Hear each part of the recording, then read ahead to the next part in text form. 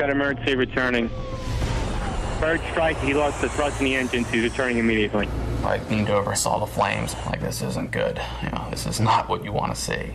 155 people on a routine flight suddenly faced death. He's at 900 feet. Man, it's going to be like 9/11 again. We can't do it. We're going to be in the Hudson. The pilot came on and he said, "This is the captain speaking, brace for impact." You know, we're crashing. So I quickly typed out a text. Plane's on fire and I love you and the girls. I felt sad that I might be leaving a family so young.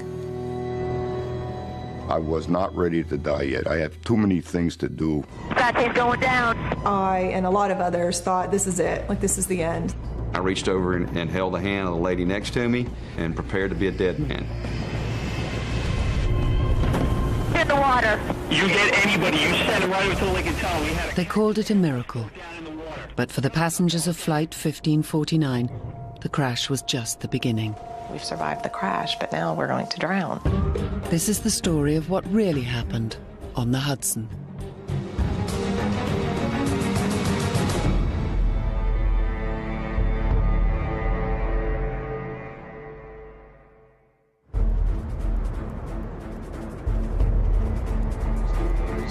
Otherwise breezy, bitterly cold overnight, a low down to 8 degrees. Some sunshine tomorrow, but windy and very cold. New York City, Thursday, the 15th of January.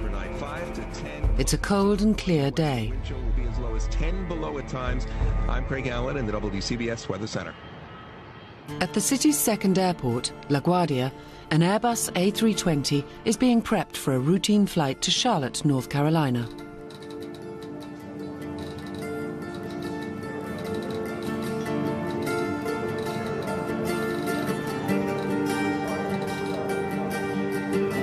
One regular commuter on the New York-Charlotte hop is business consultant Vicki Barnhart. She makes the 4-hour return plane trip every week, leaving her husband Mike to look after their children, Michael 4 and Samantha 8. I was excited and I was looking forward to getting back home. My daughter had been working hard all week to get all of her homework done so that she could spend time with me Thursday evening when I got home.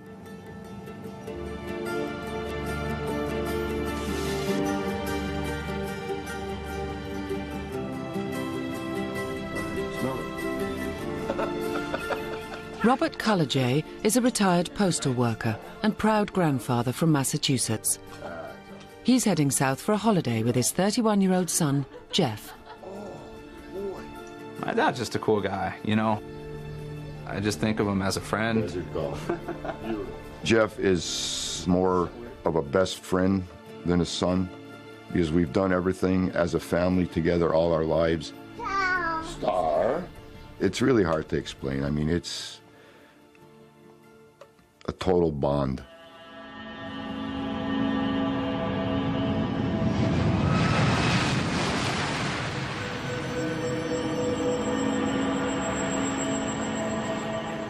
US Airways Flight 1549 gets clearance to board.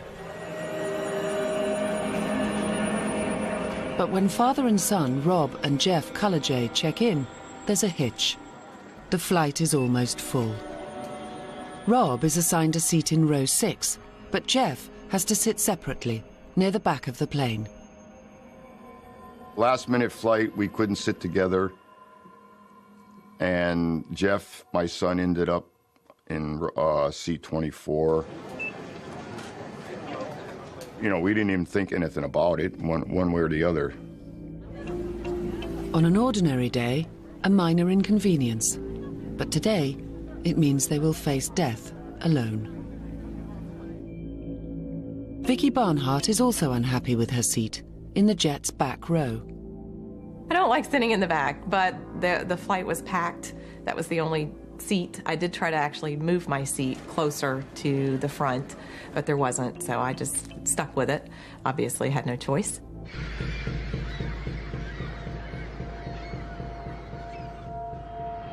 Ground Texas 1549, spot 28 taxi, please.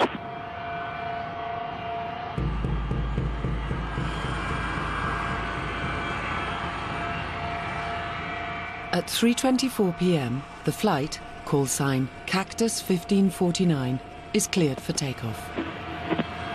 Cactus 1549 is a squawk at 7134, and we're runway forward 360 at 5,000. Okay, 1549, LaGuardia clearance. Feedback, correct, ground point 7, verify information, Papa. We have Papa, thank you, Cactus South. The Airbus A320 takes off from LaGuardia's northeast runway. It weighs 66 tons, and its two engines have a combined thrust of over 40,000 horsepower. There are 155 passengers and crew on board.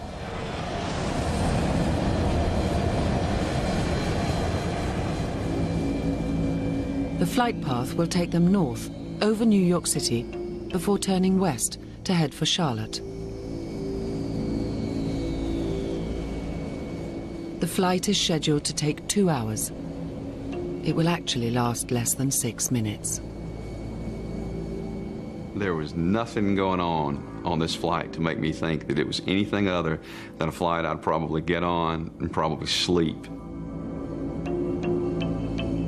Flying at over 250 miles per hour, the plane climbs over the densely populated Bronx. 54 seconds later, with engines still at takeoff thrust, the jet reaches 3,200 feet. Sales manager Mark Hood, traveling first class, is in seat 2A.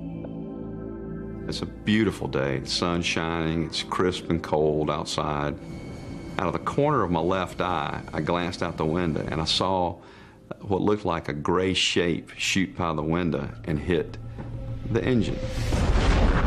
I knew immediately that the engine had been impacted because it sounded like a colossal bam. It startled everyone. What was that? What was going on? I leaned over, saw the flames, and at that point, I'm like, this isn't good. You know, this is not what you want to see. The captain immediately reports in to air traffic control. This is Cactus 1539. Hit birds. We lost thrust on both engines, returning back towards LaGuardia. You turn left heading up 220.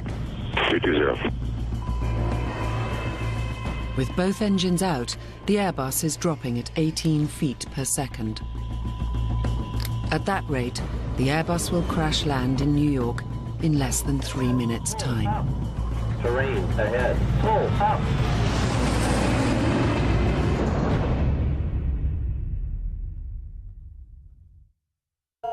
He's got emergency returning. 1529.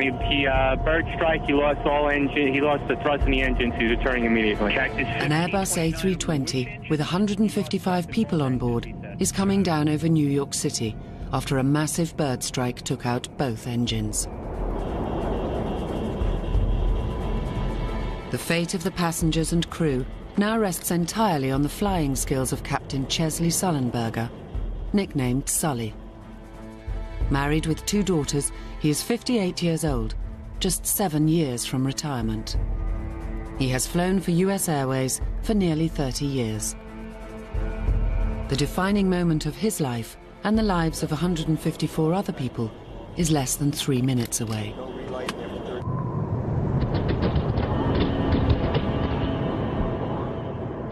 In the cabin, it's clear to some of the passengers that something is terribly wrong. The turbines weren't really moving as quickly as what you would normally expect, and there was an eerie silence except for a knocking sound. It's like tennis shoes rolling around in a dryer.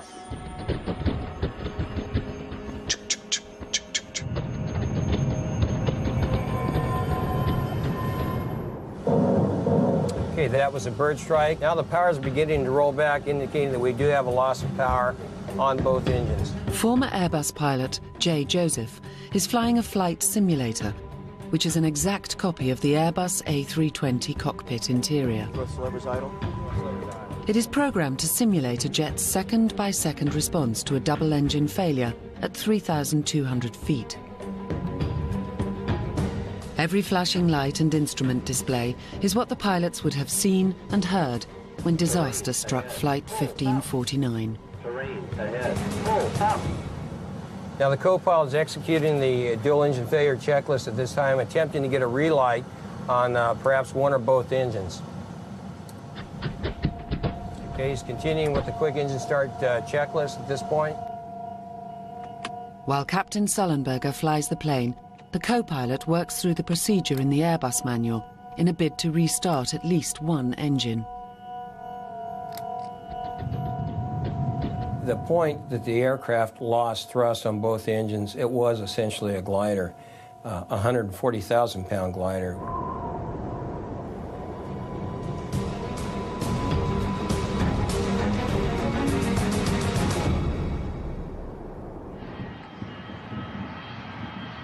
Air traffic control clears a runway for Flight 1549 at LaGuardia, 7 miles away.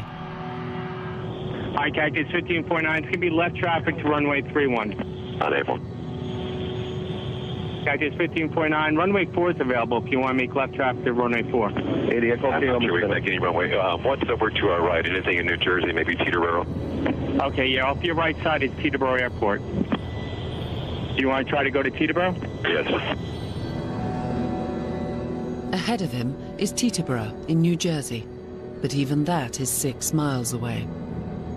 He might make it, but if he fails, it spells catastrophe, not just for those on board, but also people on the ground.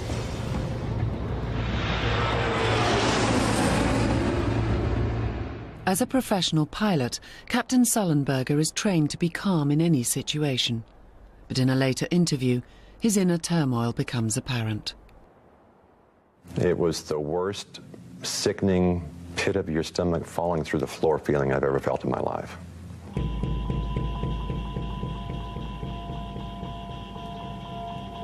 The physiological reaction I had to this was strong, and I had to force myself to use my training and force calm on the situation. Flight 1549 will hit the ground in less than 2 minutes. Captain Sullenberger decides. LaGuardia is too far. Teterboro is too far. As he looks ahead, he can see one final option.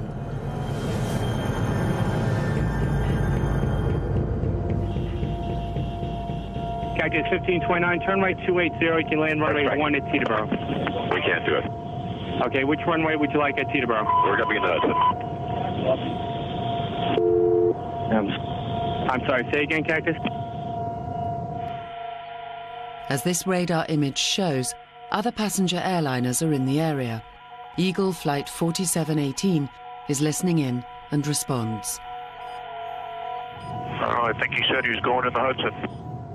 In an interview later, Captain Sullenberger describes his decision with extraordinary calmness. The only viable alternative, the only level, smooth place sufficiently large to land an airliner was the river.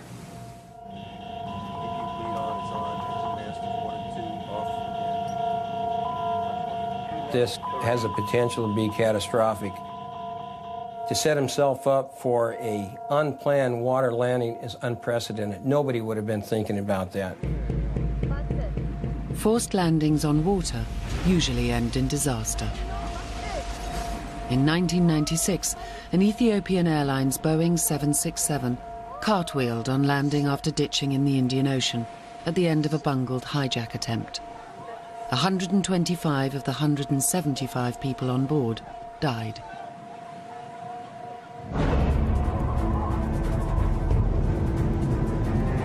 In New York, people are becoming aware of the jet's rapid descent. 124 was emergency. Plane went down in New Jersey. Operator 219. Yeah, I'm witnessing the airplane is going down. It's on fire on the left wing. Where? I'm in the Bronx. Oh my God. Was it a large or small plane or what? A big jet. And I'm telling you, this plane was way too low. The jet was so fucking low.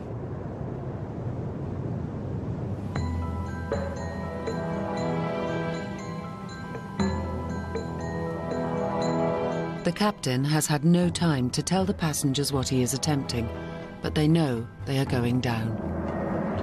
And I remember the gentleman sitting in 1A grabbing my arm and saying, "We're going to die, aren't we? We're going to die." I'm thinking to myself, this cannot be happening. This cannot be real. This, you know, it was like a bad dream. Ditching in the Hudson is Flight 1549's last chance. But standing in the way is a 600-foot-high obstacle.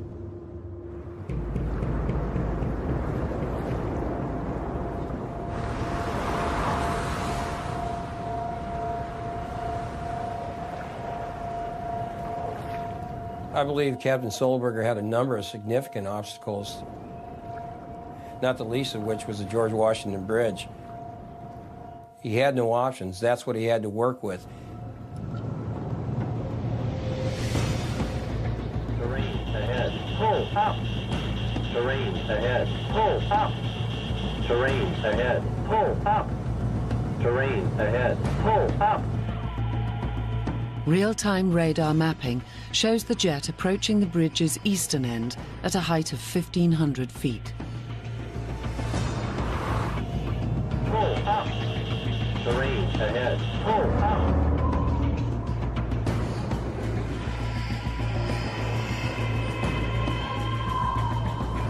He clears it with just a few hundred feet to spare. The George Washington Bridge was not something that he had planned for in that approach, I can assure you of that. Emergency electrical power manual on. Whether or not he factored in the bridge, Captain Sullenberger navigates around it with extraordinary skill and makes a turn to line up over the Hudson.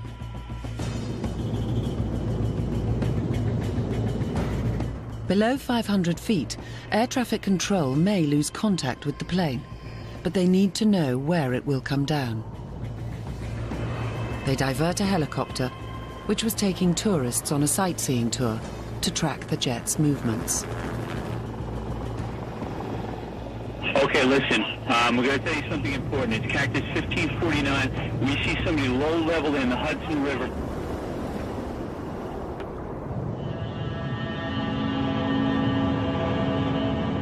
The young lady sitting next to me said, "We're going to crash, aren't we?" I said, "Yeah, I think we're going to."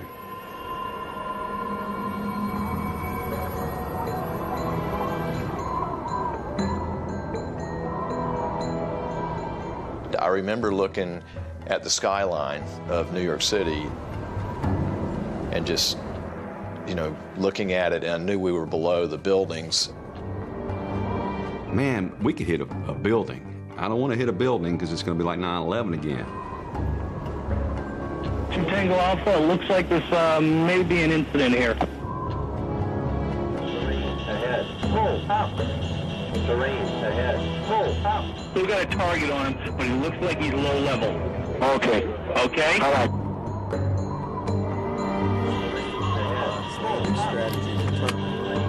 500 feet from impact, Captain Sullenberger makes the announcement no air passenger wants to hear.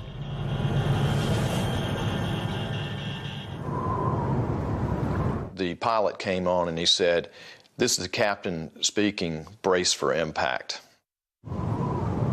I and a lot of others thought, this is it. It was eerie that the flight attendants in unison kept saying, "Brace, brace, brace." And then it was a silence for a second. And then they said, "Brace, brace, brace." And it was very eerie. It was one of those moments that was out of an Alfred Hitchcock movie.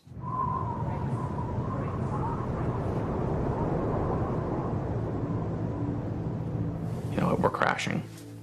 You know, what are you gonna do? I kept thinking, okay, you know, do I pray or do I send my wife a message? Do I call her? What do I do? So I quickly typed out a text. And I said, you know, plane's on fire and I love you and the girls. And I hit send. And I remember looking at the phone and seeing the indicator light that the message got out. And I just kind of felt a sense of relief at that point that, you know, I got a chance to say goodbye.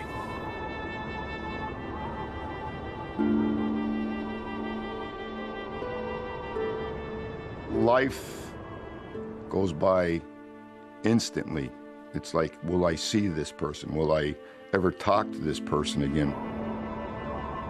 If this was the end, was I the person that I really wanted to be all my life? I was not ready to die yet. I have too many things to do. The possibility of not surviving was not a thought in my mind, but neither was the thought of living. It was just a peace that was over me, and I was ready to accept whatever was going to happen.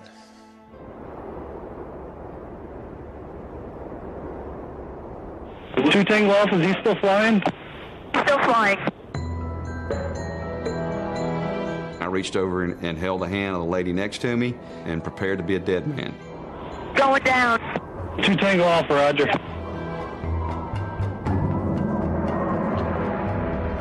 At 3:30 p.m., music industry executive Neil Lasher is in his 27th floor home overlooking the Hudson. I'm looking out my window and I see a passenger jet coming right past the window, and it wasn't heading up and it wasn't heading straight, it was heading down. Oh my God, something's going on here. It was unbelievable.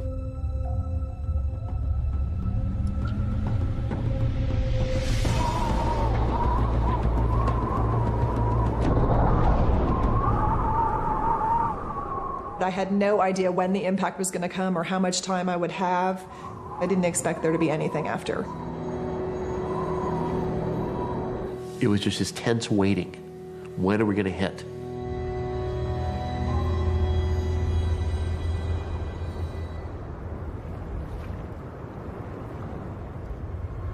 Saturday's going down. Roger.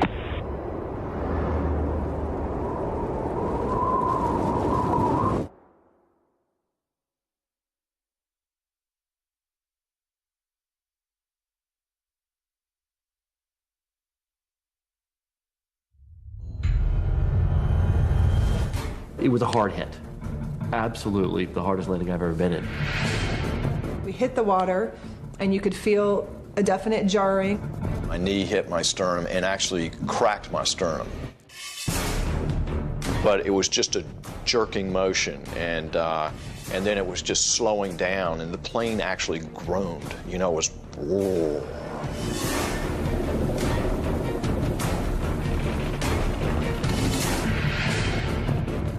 In the water.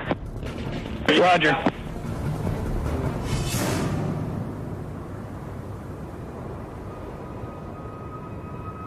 I thought it was going to break apart. I thought it was going to blow up. I had no idea.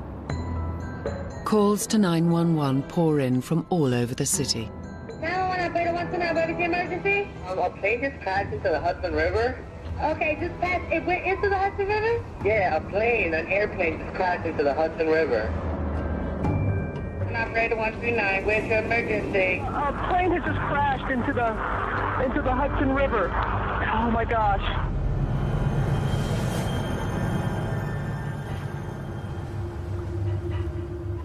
I was giddy with excitement. We're not dying today. What nobody knows is that the impact caused a breach near the plane's tail. And that's not all. The Airbus is equipped with a system that seals all the aircraft's vents and outlets to stop it taking on water after ditching. The procedure calls for one of the pilots to press the ditch button above their head. But on Flight 1549, nobody pressed it. There simply wasn't enough time to press the ditch button. The fact that they got as much done with the amount of time available is unbelievable. When the engines failed, the co-pilot worked through a 3-page technical checklist in a desperate bid to restart them. It's the right procedure, but it's designed for a descent from 35,000 feet, not 3,000. The ditch button is at the very end of this particular checklist. They simply didn't have time to get to it. Now, with power to the controls lost, the switch will no longer work. This and the impact damage mean that water is flooding into the plane. The captain of Flight 1549 has saved his plane with an incredible feat of flying. But in the heart of New York City, the passengers and crew must now cheat death for a second time. As the water is coming in so quickly, I'm starting to think, I may be drowning. This may be, you know, we've survived the crash, but now we're going to drown.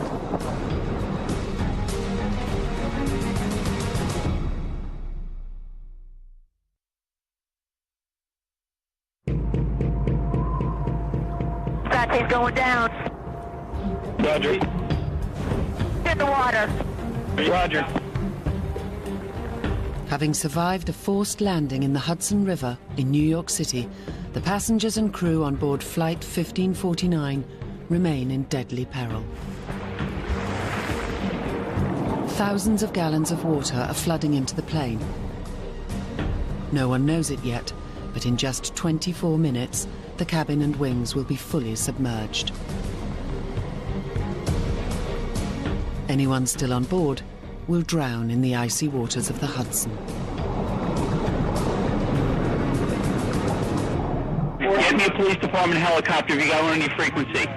Get me a police department helicopter if you got one on your frequency right now. We don't have one now. We'll make a call. You get anybody. You send them right over to the Lincoln Tunnel. We had a Cactus Airbus go down in the water. He's actually went down? He went down in the Hudson River, being the Intrepid there. He's sending out the rescue. Everybody's been notified, and just be careful with your arrivals, okay? Okay, good. Mike Whiskey. Within a minute of ditching, news of the incident is relayed to the crews of the Hudson's commuter ferry services. We got a call over the radio, plane in the water. So immediately I grabbed the radio, I said, we're on it. Do you have that Cactus in sight? No, the Cactus is gone. He's down in the river right now. Vincent Lombardi's boat, the Thomas Jefferson, is the nearest to the sinking airliner. U.S. Airways jet down in the Hudson River. It is flooded with emergency vehicles of all kinds. Fire trucks, Airbus 320 with more than 100... He immediately heads towards it, but it will take him nearly 4 minutes to get there, and for some passengers, that might be too late. I looked over to the left at the window, and all I could see was water.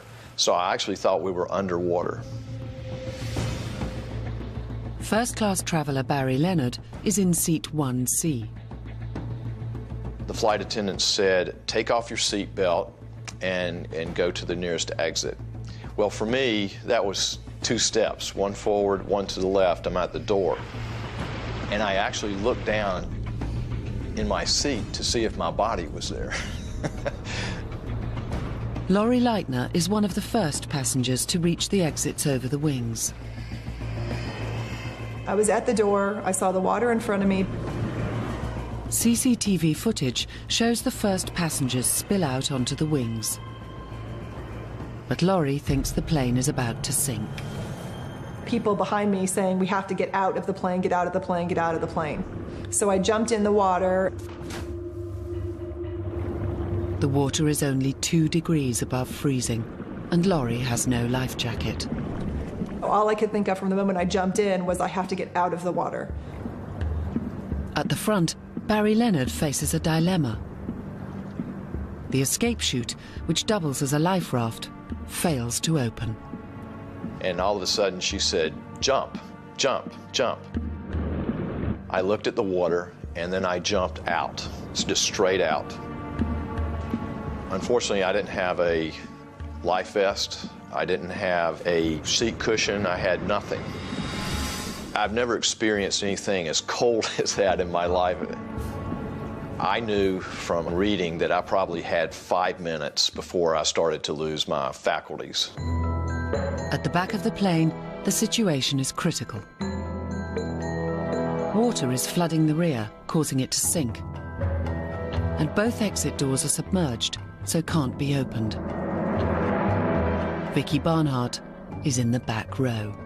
As the water is coming in so quickly, I'm starting to think, this may be how I'm dying now. I'm going to drown. It just felt like it was getting deeper and deeper. And I remember just thinking, I have to tell my family goodbye. I flipped open my phone. I knew it would just take 2 pushes of a button to call my husband, and that's what I did. Of course, I got his voicemail. I got a phone call from her. I just assumed that they were on the ramp and that she was going to be delayed. I just basically said, I think this is it. My plane has crashed. I love you. I love the kids. And I love you, I love you, I love you. I think that's basically what I said. But about 15 minutes later, checked her voicemail, and that's when, she basically said, we've crashed. She was screaming into the phone. Everybody around her was screaming. I felt somewhat peaceful. But I was also sad that I might be leaving a family so young.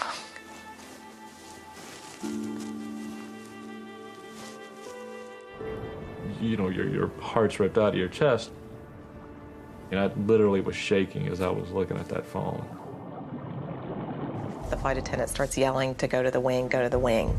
And so myself and a lot of other people turn around and start heading back up the aisle. The next thing I remember after that was stepping out onto the wing. Rob Cullajay, who had been going on a golfing holiday with his son, leaves his seat in row 6 to join the crowd at the wing exits. People were actually climbing over seats to get out. Once we stepped out of the plane, the water it wasn't the thing that shocked me the most. It was the slipperiness of the wing because of the jet fuel that was in the water already. Once on the wing, Rob's relief is short-lived. His son, Jeff, had been seated separately, right at the back of the plane. And he can see that's now underwater. My son, I knew was in the back. That's all I knew. I didn't know if he had gotten out yet. Now, is he in the back of the plane, stuck or injured? 13 miles away in Brooklyn, the NYPD scuba team is scrambled. Patrol bell goes off. We know we got to start getting ready, making our way towards the helicopter and getting going to the job.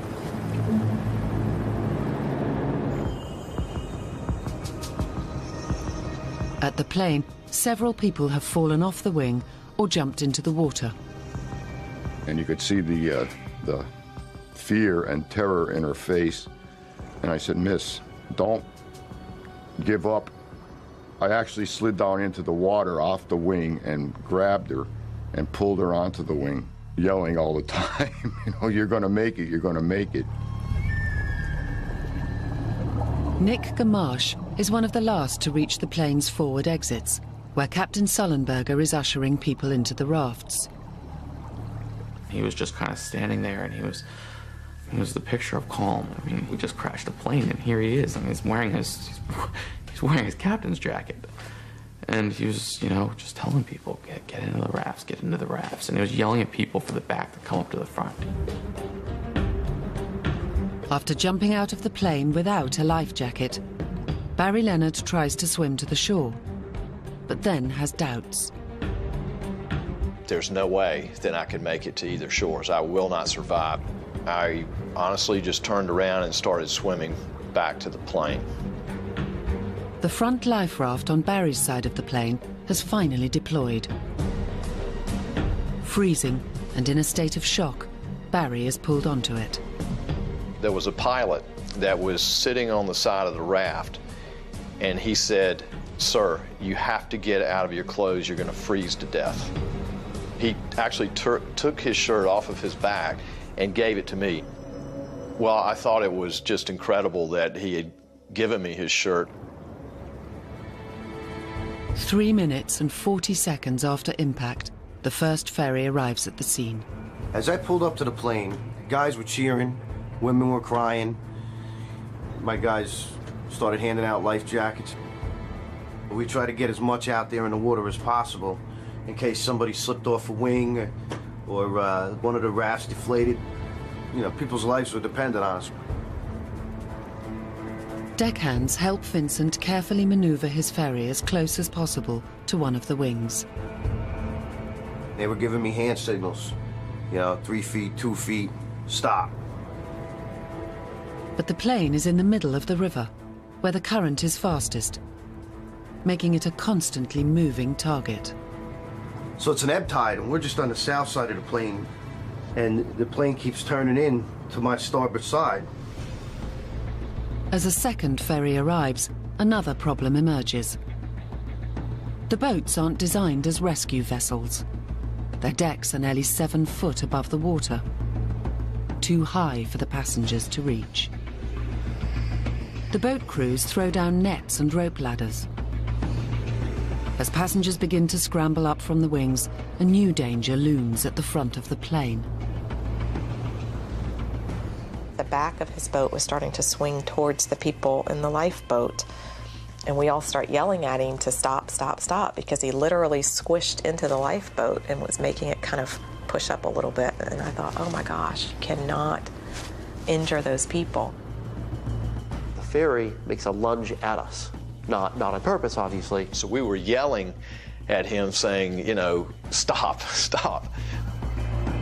The emergency slides, which double up as life rafts, are still tied to the plane. We wanted to cut the raft loose from the plane, so if the plane went down, it wouldn't pull the raft under too. We immediately said, throw us a knife. Mark Hood is in the same life raft. The ferry came back, tossed the captain a knife. The captain cut us loose, and we began to float free. 60-year-old Rob Cullajay has been on the wing for over 4 minutes. His only hope is to climb up onto the ferry. I scooted up this makeshift ladder. At that moment, I was petrified because of the fact that I didn't see my son. I saw everyone else but except my son. One of the officers said to me, there may still be bodies in there, we don't know.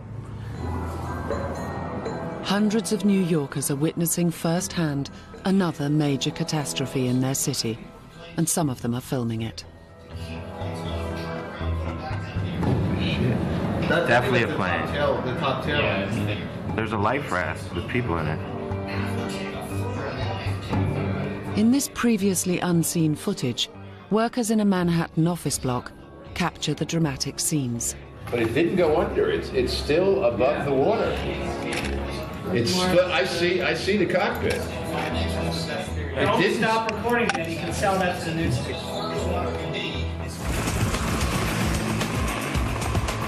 When the NYPD scuba team arrive, they find a scene of chaos. 7 boats, including a US Coast Guard vessel, are pulling people off the rafts and wings. But there are also people struggling to stay afloat in the freezing water. A passenger captures the helicopter's arrival on his mobile phone. I remember climbing up the ladder as the helicopter showed up, and it was kicking up spray and dust, and I just remember thinking, you know, here I am climbing up this ladder, and the wind shear from this helicopter is going to drop me into the river. When we got down lower to the water, we saw that one victim in the water, and I said, that's who needs the immediate help. That's the person that we have to get to first. And I knew that I can get to her much faster if I didn't have a tank on. Mike just gestured to me. He goes like this. He made the split-second decision to take off his gear, and we collaborated and decided one with, one without. In the crush around the sinking plane, the helicopter can't get lower than 20 feet. Ordinarily too high for the scuba divers to jump. There's a lot of things going through your head, but the one priority is getting in that water as fast as I can and getting to that victim. Detective Delaney knows that if he delays, the woman could drown. He makes an instant decision. Detective Delaney went in first, and he took off. Detective Rodriguez follows his teammate into the water. We swam up to her from the side or the back, and she was in a bit of a panic. She was frightened. I told her to let go of the net. You're gonna have to trust me. And she then thought that the ferry boat was gonna roll over us or you know, run us over. We both swim her over to the closest platform, which is a rescue ladder with a platform that one of the ferry boats deployed. Now she's taken care of. And now, you know, the mode turned towards the plane. We got to get to the plane. We're at this point, we're thinking there's definitely victims inside. As the divers continue their search, Rob Cullejay is safely on a ferry. But he has been separated from his son, Jeff, ever since boarding the plane. I still hadn't seen my son yet. Your mind plays funny games with you. And I start seeing my son as a little toddler again. Things go through your mind that I'll never see him again. Life ended too early for this kid. The plane is now just 13 minutes away from sinking.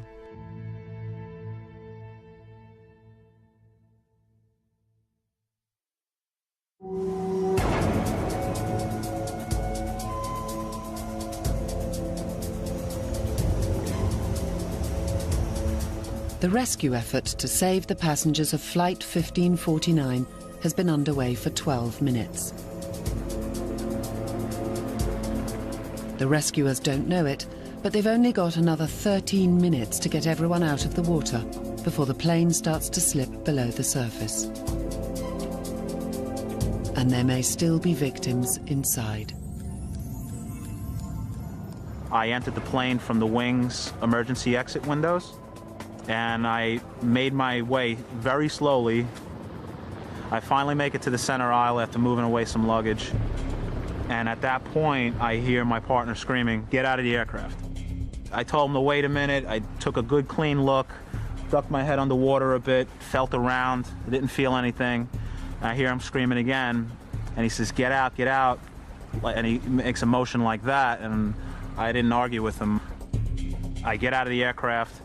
He saw a shift in the airplane, and he saw the water line going above some of the headrest in the aft part of the aircraft. So that was it was a good call. 3:55 p.m., 25 minutes after crash landing on the Hudson, half the plane's cabin is now submerged. Carlisle Lucas, captain of the ferry Athena, pulls alongside the life raft, carrying Captain Sullenberger. The pilot, he was the last man out, and he came up and sat down in the upstairs cabin here on the boat.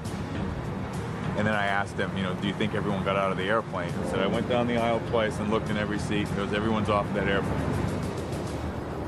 Shocked passengers are ferried to the harbour side. Rob Cullejay is among them.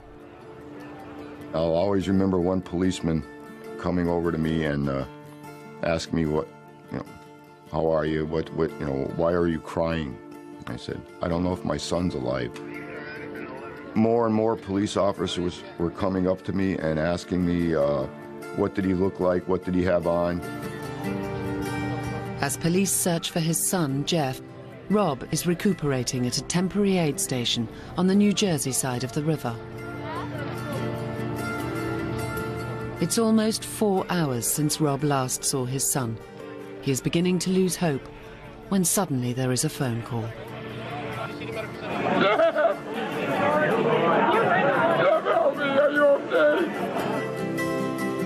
As Rob awaited rescue on the left wing, Jeff made it into a life raft on the other side. We're alive. I couldn't believe it. I really couldn't believe it because I had just nightmares of twisted metal and going underneath the water and just everything. Father and son are finally reunited. We just shared a big hug, and it was just really a cool feeling. Very emotional. He's saying, Dad, please, don't cry, don't cry. Didn't want to let go, and just told each other we loved each other, and just couldn't believe that what just happened. The odds of surviving something like that were a bazillion to one. An investigation into the crash is underway and has confirmed that the impact caused a breach in the plane's rear bulkhead.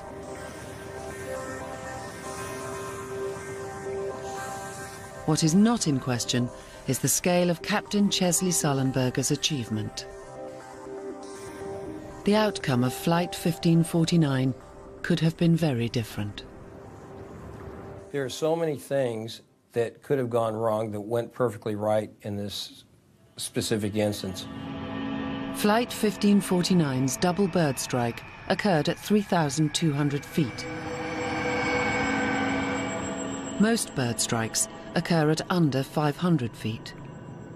A sudden power loss in both engines at that height would have given Flight 1549's pilots less than 30 seconds to react, resulting in almost certain disaster. This is simply one of those circumstances where you don't want to run out of altitude, airspeed, and ideas simultaneously. Captain Sullenberger knew that he had to bring the aircraft down tail first, at an angle of 11 degrees.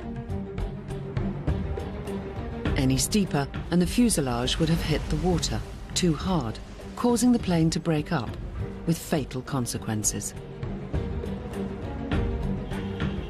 But speed was also critical. There was very, very little margin for error. If he would have run out of airspeed at 100 feet, it could have been catastrophic. Captain Sullenberger must touch down at no less than 130 knots, or risk a fatal stall. Terrain ahead. If his airspeed falls too low, the only way to increase it is to drop the nose. But that would risk the engines hitting the water first, causing violent deceleration that could tear the aircraft apart.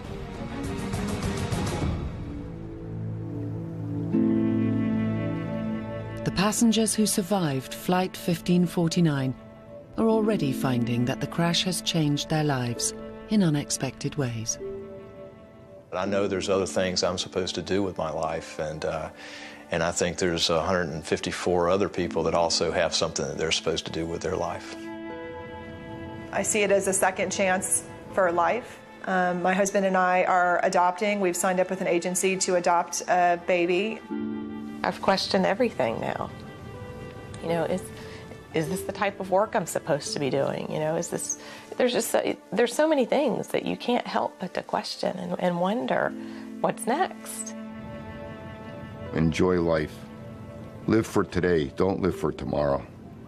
My life has been touched by a miracle, so I have to give back some sort of, to something. I was supposed to be a dead man. I try to get up every morning and look at my wife differently, hug my kids differently. I wanted to get home and see my family, and I flew home. I remember I paid attention to the safety instructions. I just kind of sat there, and every time I thought about it, I just kind of smiled. I was like, I was in a plane crash.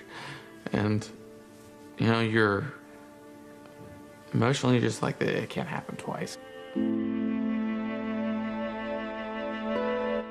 There's a storm brewing in post-war England this Saturday on 4. Imelda Staunton stars in the BAFTA-winning Vera Drake. That's Saturday at 9.